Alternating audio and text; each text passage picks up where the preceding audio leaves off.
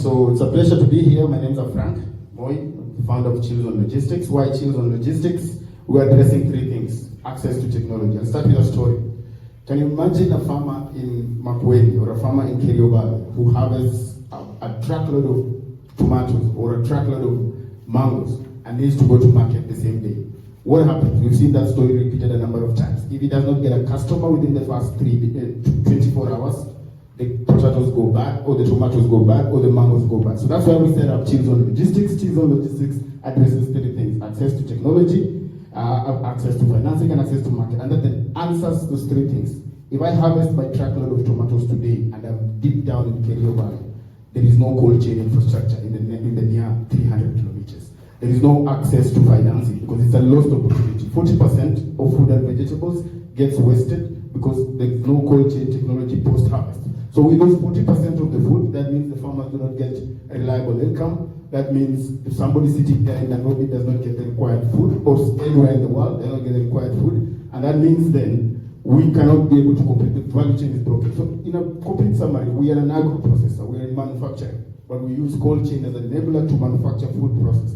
At the moment, we specialize on passion fruits, tamarillo, and mango. ChillZone Logistics and Valley Delight are trademarked. We have a certification by Kenya Bureau of Standards, and we manufacture food for both local and export. So that's we manufacture food. So we provide fresh fruits, juices and nectars, and jams and sauces. Next, please.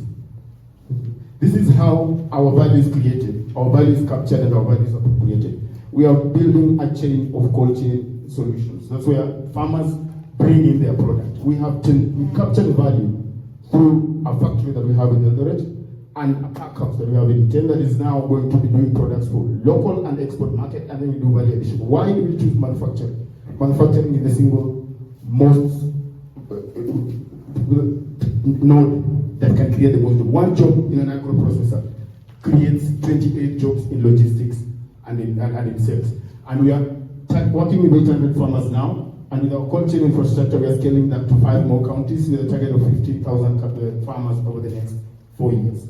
Next, please. So we have a supply side value proposition. This is what we do with the farmers, and these are the products that we bring to market. Next, please.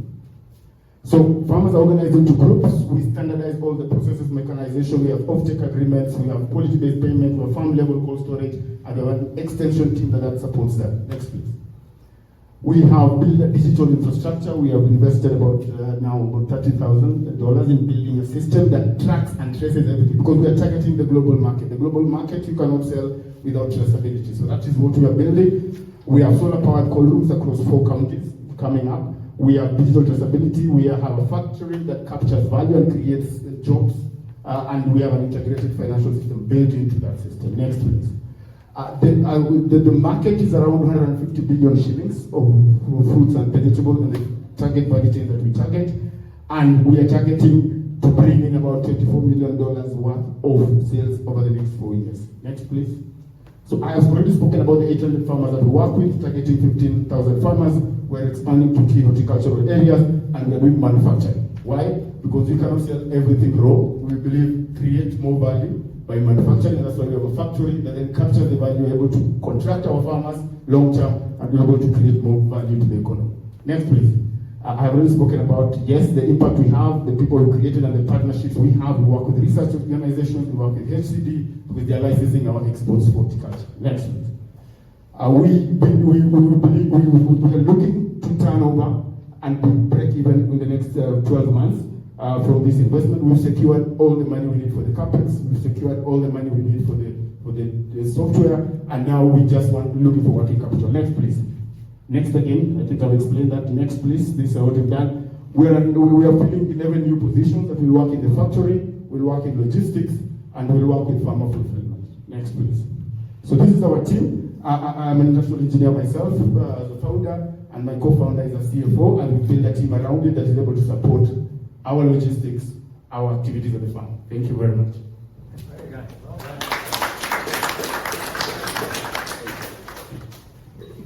And so now, to the panel. You have 5 minutes. Please ask your questions.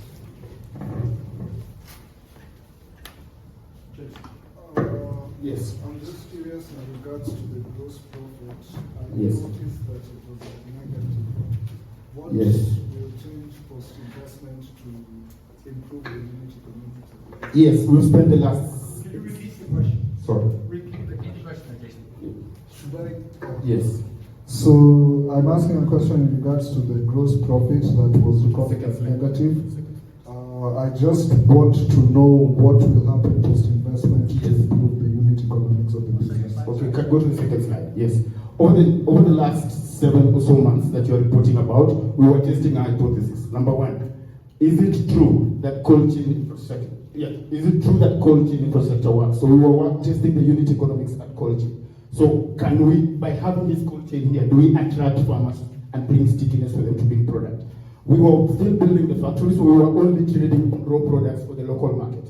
What is changing our numbers drastically this year is we have a factory now, we are licensed to produce food, and we're also getting export license for the food. So that means we are increasing our market access and we're increasing our value. We can attract more premium per product. So if I buy, you can, trading raw products, you can only make 30-40% gross profit. Or when we convert that to juice, jams, and sauces, we are converting that to 70-80% gross profit. Now, next thing, we were working in one cold room. We've expanded this to 5 more, so we're getting 33 more metric tons. We're expanding our geography from 1 location to 6 new locations where we're getting for farmers. So that means we're increasing the products we're getting. We are adding more value through processing. So that means we're getting a higher gross margin for each. And we have tested our hypothesis here. We exactly know how to make 1 unit profitable. So we are scaling this up. So that's what's changing our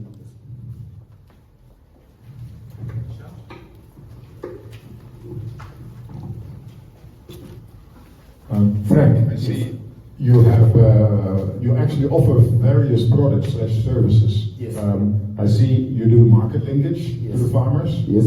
You sell your own fresh produce, Yes. which you buy from the farmers. Yes. And then you also offer the service of cold storage, which Yes. you can also sell to the Yes. farmer. Yes. So out of the 24 million, where does the revenue actually come from? That is question 1. Question 2 is, if CBA was to invest 5 million shilling in ChillZone, how would you dispose or utilize these funds? Okay. As I have mentioned, the key revenue driver is manufacturing for value-added product. So that changes our dynamic completely because we have tested this. Yes, the hypothesis works. Farmers are bringing their product here, they are getting payment on cash, and they're getting regular income. Now we're giving them contracts. Now, we were trading on this over the last year. It's a very tight game. Moving to value addition changes exactly how much, and the key revenue driver is value addition into value-added product. When we sit here today, people are looking for healthy and conscious food. We bring fresh drinks, not stale drinks. That is the target market that we're going for. Every hotel, every restaurant is looking for what is it that a healthy, conscious consumer can get. They are willing to pay a premium. And why? We can track and trace every product from every farmer through our ERP system. Our manufacturing is trackable, and then we bring fresh juice and the chill code. We're ChillZone logistics because 1, we solve a logistics problem and a value problem. Answer the second question then, please. How would you execute on 5 million? Yeah, so we already have funding for this. We already have a pack house. We already built this. We're looking for working capital to hire more people to work in the factory, and as working capital to get more food because we are moving from 1 to 6 locations. We are moving basically from about 15 tons collection a week to 120 tons per week. So we need working capital. It's also changing because the customers who are buying food who are paying us within a week. When we do a manufactured products, we are estimating 30 to 45 days cash conversion cycle. So that's what we're considering, and that's why we're looking for working capital to be able to do that. Thank you. All right, that's good because we have literally just a few seconds left. Did you want to ask one thing, Roland? Yeah. So, in your pitch, what is your ask from CBA? So, in our pitch, we were looking for working capital and staffing costs of about 10 million shillings to CBA. Yes. All right. About 10,450,000 shillings. So, working capital, staff costs, and some of the equipment we're importing, we need to pay some